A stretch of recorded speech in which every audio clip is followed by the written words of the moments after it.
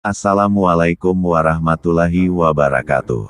Salam sejahtera bagi kita semua. Selamat bertemu lagi di Rodeyar Channel.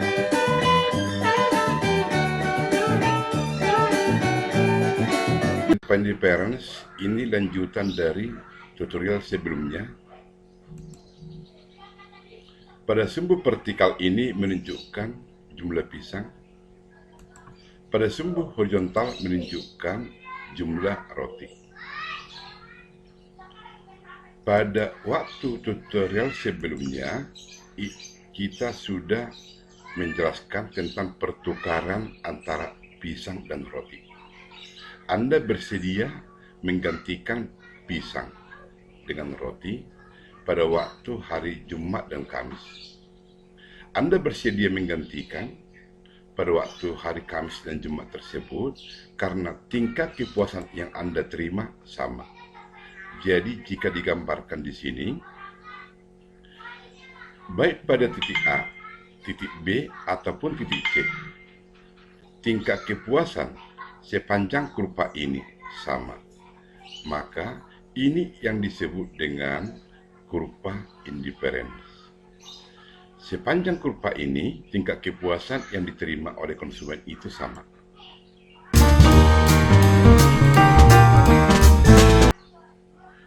Jadi, jika di sini pisang, di sini roti, sebenarnya kurva indifference yang dimiliki oleh setiap konsumen itu sangat banyak seperti ini. Ini sebenarnya kurva indifference yang dimiliki konsumen dalam mengkonsumsi dua jenis barang. Jadi di sini hanya kita gambarkan satu yang menunjukkan sepanjang kurva ini tingkat kepuasan sama. Nah, kita masuk marginal rate of substitution atau disingkat dengan MRS. Yaitu menunjukkan jumlah barang Y yang rela dikurangi disebabkan konsumen menambah jumlah barang X. Misalkan ini data. Anda mengkonsumsi dua barang, barang X dan barang Y. Pada titik A, Anda mengkonsumsi Y sebanyak 9 dan X itu sebanyak 1. Pada titik B, Anda mengkonsumsi X itu sebanyak 2 dan Y sebanyak 6 di sini. Dan pada titik C, Anda mengkonsumsi 3X 4Y di sini. Dan seterusnya. Nah, perhatikan di sini. Anda mengorbankan 3 barang Y, ya, min 3 ini, 9 dikurang 6, untuk mendapatkan satu barang X. Ini yang disebut dengan marginal rate of substitution atau disingkat dengan MRS, yaitu jumlah barang Y rela Anda kurangi sebanyak 3 untuk mendapatkan satu barang X. Maka MRS XY itu ditulis seperti ini. X ini untuk mendapatkan Y ini yang dikorbankan. Saya ulangi. X ini Anda dapatkan sebanyak 1. Anda korbankan unsur yang kedua ini sebanyak 3. Maka perubahan Y minus, ya, karena 9 dikurang 6, ini selisih ini, ya berkurang dia. Perubahan X plus 1. Inilah yang disebut sebagai, saya ulangi ya, kemiringan. Kemiringan kurva ini itu sama dengan delta Y ini dibagi dengan delta X.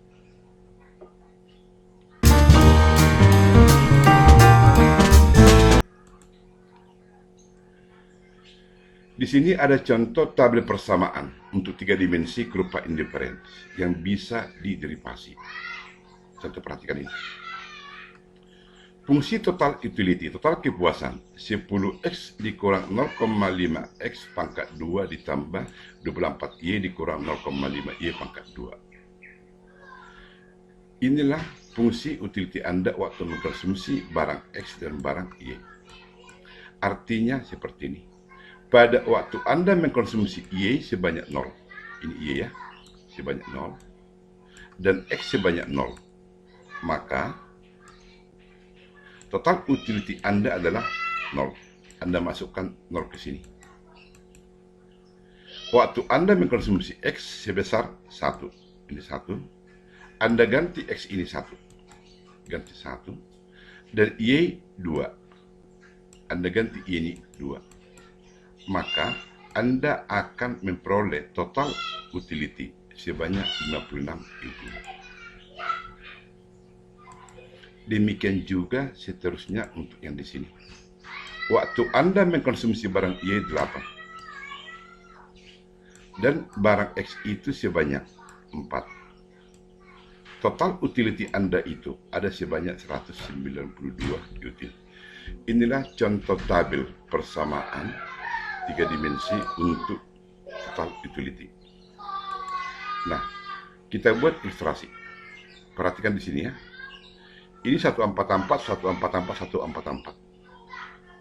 Jadi, waktu Anda mengkonsumsi 5X dan 5Y, total utility yang Anda terima 144. Waktu Anda kurangi barang X ini, dari 5 menjadi 2.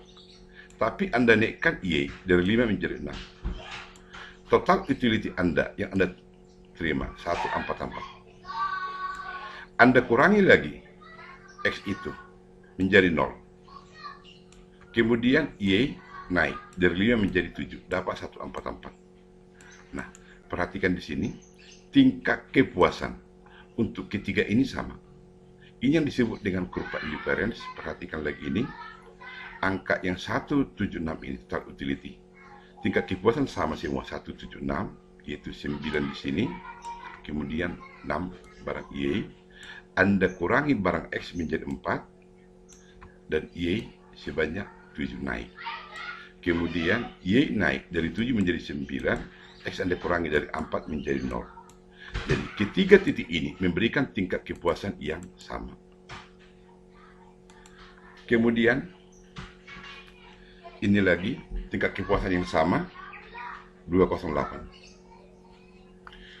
Jadi pada waktu Y10, X itu 2. Total utility yang Anda terima 208. Anda naikkan X dari 2 menjadi 4. Tapi Anda kurangi Y dari 10 menjadi 9. Ini tadi yang disebut dengan daya substitusi marginal. Total kepuasan 208. Maka dengan demikian, inilah contoh kurva indifference. Sepanjang kurva warna biru ini tingkat kepuasan sama. Nah, jadi jika digambar, ini kurva indifference, ya, kurva indifference. Ini waktu kemarin budget lain, ya. Pada saat disinilah konsumen itu memperoleh tingkat kepuasan persinggungan antara budget lain dan kurva indifference, ya. Nah, jadi pada waktu kondisi pertama di sini total utility 144, kemudian ini total utility 176, yang ketiga total utility 208. Jadi warna merah, warna putih, warna biru jika digambar memiliki bentuk kurva indifference seperti ini.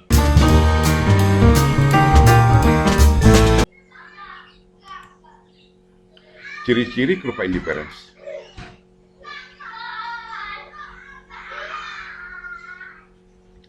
Berlereng atau slope negatif, kemiringan negatif. Hal ini menunjukkan apabila konsumen ingin mengkonsumsi barang X lebih banyak, maka harus mengorbankan konsumsi terhadap barang Y. Cembung ke titik original atau konveks, artinya cembung terhadap titik 0. Derajat pergantian antara barang konsumsi semakin menurun. Hal ini masih berkenaan dengan hukum Gaussian. Kemudian yang ketiga, tidak saling berpotongan. Kurva indifference menggambarkan kombinasi dua macam input untuk menghasilkan output yang sama, yaitu kepuasan. Kurva indifference turun dari kiri atas ke kanan bawah untuk kombinasi antara barang X dan Y. Artinya, semakin ke kanan atas menjadi titik original, maka semakin tinggi tingkat kepuasan. Kumpulan kurva indifference menjadi kurva indifference map atau map kurva indifference. Kurva indiferens menunjukkan kepuasan sama di antara semua produk kombinasi yang dikonsumsi. Preferensi kepuasan konsumen bertingkat secara konsisten, artinya seperti contoh yang jelas tadi. Kepuasan konsumen ditandai dengan semakin banyaknya barang yang dikonsumsi, berarti kepuasan semakin tinggi. Kepuasan konsumen dicapai dari setiap kombinasi barang yang menghasilkan kepuasan total.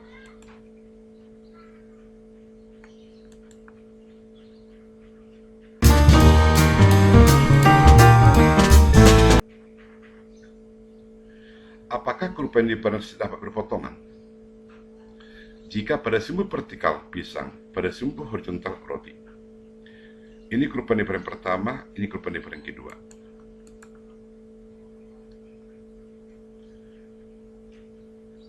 Mana lebih tinggi tingkat kepuasan A, B, atau C?